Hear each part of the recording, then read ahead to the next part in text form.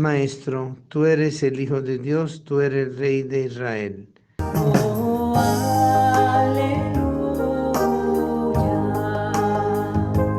Oh, aleluya. Oh,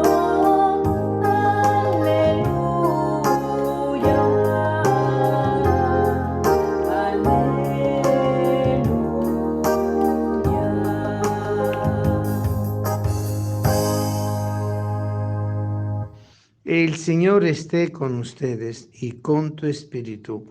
Lectura del Santo Evangelio según San Mateo. Gloria a ti, Señor. En aquel tiempo, inmediatamente después de la multiplicación de los panes, Jesús hizo que sus discípulos subieran a la barca y se dirigieran a la otra orilla, mientras él despedía a la gente. Después de despedirla, subió al monte a sola para orar. Llegada la noche, estaba él solo allí. Entretanto, la barca iba ya muy lejos de la costa y las olas la sacudían, porque el viento era contrario. A la madrugada Jesús fue hacia ellos caminando sobre el agua. Los discípulos al verlo andar sobre el agua se espantaron y decían, es un fantasma, y daban gritos de terror. Pero Jesús le dijo enseguida, tranquilícense y no teman, soy yo. Entonces le dijo Pedro, Señor, si eres tú, mándame ir a ti caminando sobre el agua. Jesús le contestó, ven.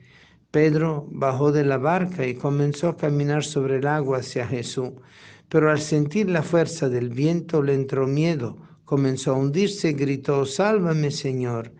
Inmediatamente Jesús le tendió la mano, le sostuvo y le dijo, hombre de poca fe, ¿por qué dudaste?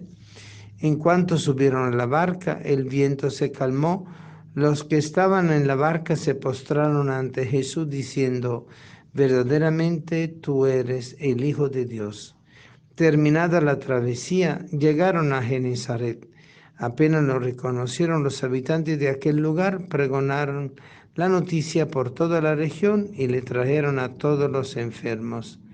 Le pedían que los dejara tocar siquiera el borde de su manto, y cuando lo tocaron quedaron curados. Palabra del Señor. Gloria a ti, Señor Jesús.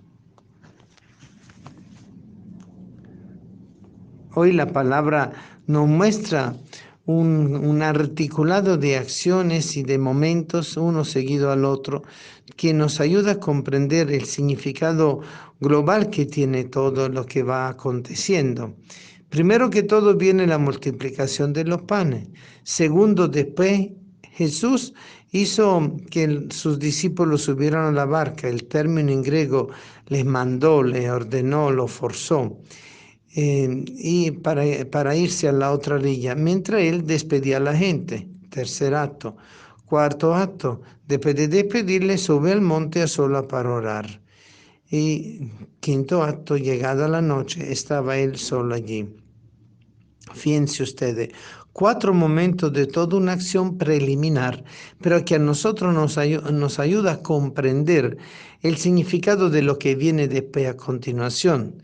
Primero que todo, Jesús evita toda publicidad, Jesús busca de dar gloria al Padre, pero que no haya ninguna gloria para Él, porque Jesús sabe perfectamente lo que es el significado de la vanagloria y lo que significa verdaderamente cumplir la voluntad del Padre.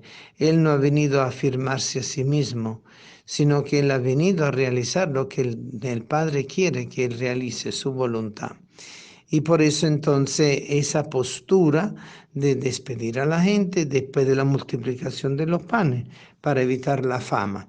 Y después el hecho de que le ordena a los discípulos montarse en la barca e irse al otro lado, es decir, otra actitud firme de una postura coherente, ¿verdad? Y mientras él despedía a la gente, y después él va sola para orar al monte y queda solo él allí. Es decir, esa soledad del encuentro personal con el Padre, gratificando plenamente la acción que en él se había cumplido para la gloria del Padre. Es decir, es la forma con la cual Jesús expresa y vive continuamente su no solo cercanía, su íntima unión con la voluntad del Padre y con el mismo Padre, manifestando plenamente su condición de hijo y evitando toda mundanidad, evitando todo tipo de gloria que el hombre le podía tributar, pero que pudiera distraer el sentido verdadero de la fe de la gente y concentrarlo en él y no en la relación que él tenía con el Padre. Porque Jesús lo que le interesaba era que conocieran al Padre a través de él y no solo se quedaran con él. ¿Y el peligro cuál? Bueno, una fama humana y no una fama realmente como Dios quiere, basado en la realización de lo que el Padre quiere.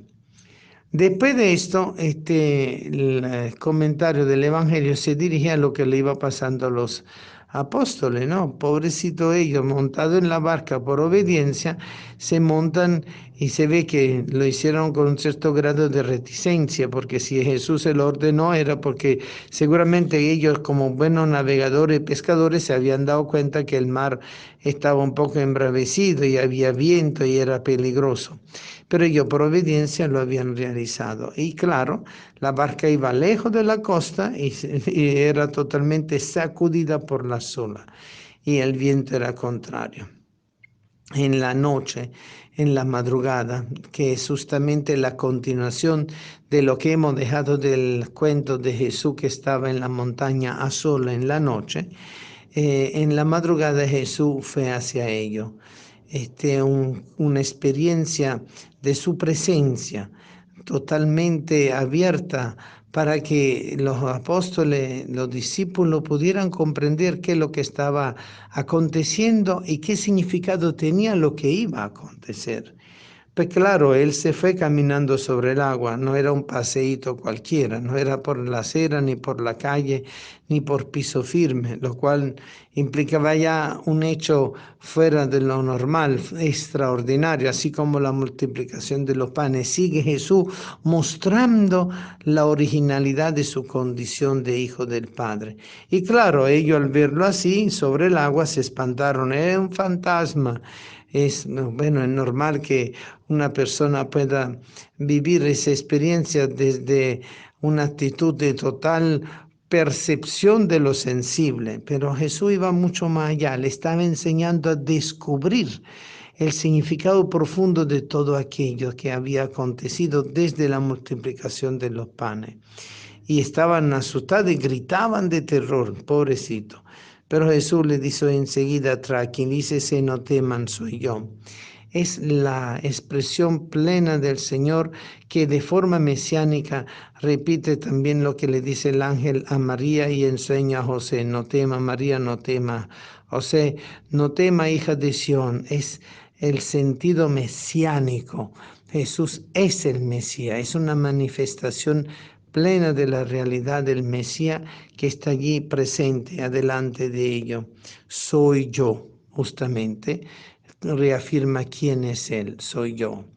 Entonces, claro, Pedro, el hombre que el Señor había puesto como vicario de él, que lo reconocía como el Hijo de Dios, el Rey de Israel, el verdadero Mesías, ese mismo que después lo negó, ese mismo, le dice al Señor, Señor, si eres tú, mándeme a ir hacia ti caminando sobre el agua.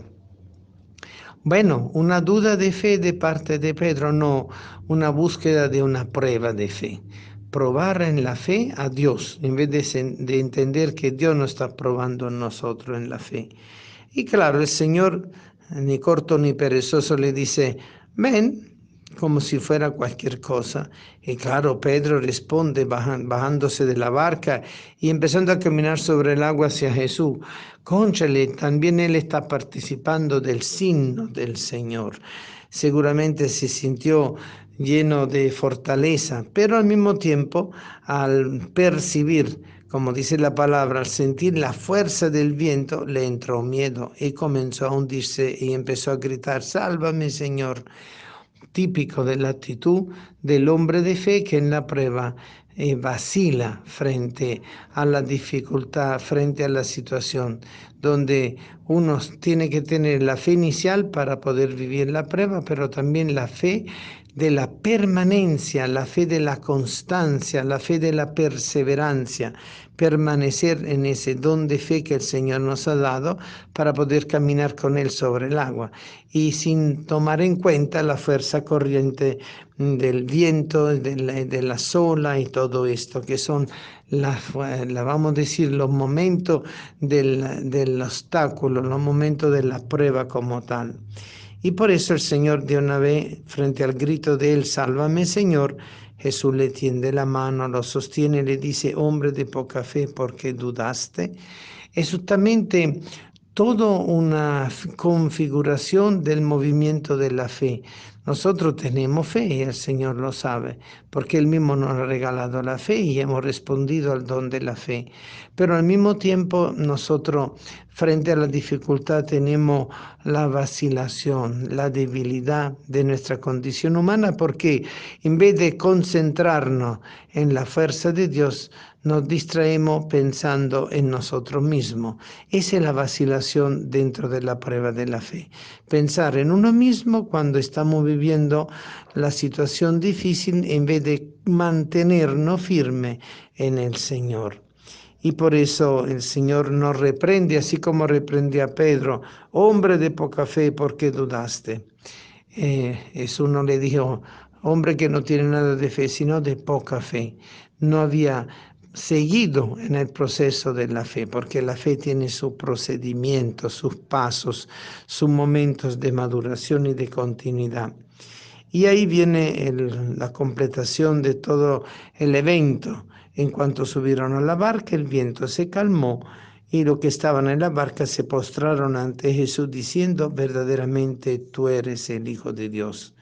Para nosotros entonces esto tiene un significado grande. Es el mismo Jesús que acababa de hacer la multiplicación de los panes. Es el mismo Jesús que camina sobre las aguas.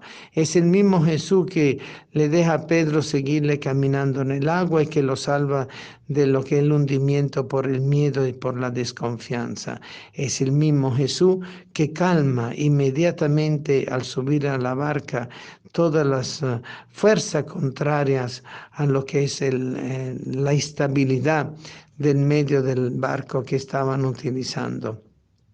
Muchos autores configuran en eso el camino de la iglesia. Jesús es el Maestro que nos acompaña, es el Señor que nos acompaña y que se monta en el medio de la barca de la iglesia entre tribulaciones, dificultades y contradicciones y que nos ayuda a superar las pruebas, porque solo en Él es que nosotros podemos encontrar la firmeza de nuestro andar en el camino de la fe, de la esperanza y de la caridad. Y por eso todo nos hace comprender la dinámica de la fe. La fe no es un instante, la fe no es solo un momento, una actitud. La fe necesita de continuidad, de perseverancia. Y solo así es que ella puede ayudarnos a mantenernos junto con el Señor a lo largo del difícil del camino.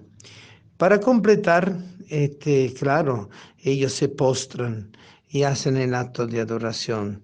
La fe nos lleva a la adoración.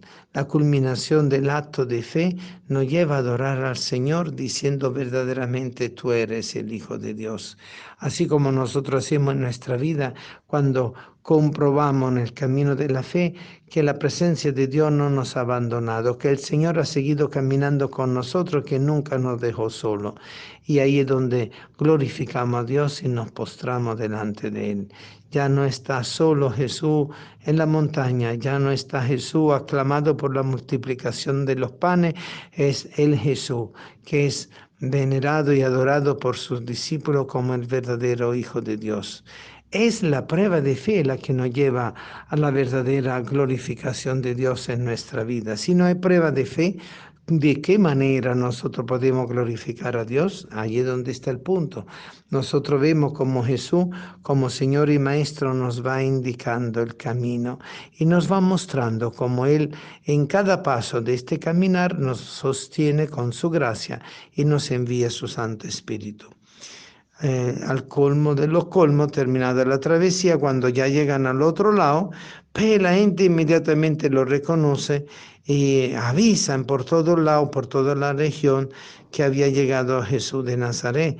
Y todo el mundo le trajeron enfermos. Y le pedían que los dejara tocar siquiera el borde de su manto, y cuanto lo tocaron quedaron curados. Entonces el acto de fe produce la multiplicación de la fe. Entonces, el acto de fe de una sola persona puede ayudar a multiplicar el acto de fe de los demás, así como Jesús le hace ver a cada uno de los discípulos y a todo el conjunto de la comunidad de los discípulos que le seguía y le acompañaba, que el acto de fe en él podía justamente fortalecer la fe de todos. Principalmente Pedro, aquel que niega, aquel que tiene miedo frente a la dificultad, pero que permanece con él porque sabe que el Señor está siempre con él. La fe de Pedro sostiene la fe de muchos, así como nuestra fe apoyada en la fe de Pedro ayuda a sostener la fe de muchos para que muchos puedan llegar a donde está el Señor, tocar su manto y quedar sanos. Este es el camino que el Señor ha querido espiritualmente indicarnos hoy, para que aprendamos a caminar con Cristo en medio de las dificultades, para que aprendamos a mantener la audacia de la fe y la perseverancia hasta el final, porque eso es lo que Él nos pide, ser perseverantes y audaces y confiados. Amén.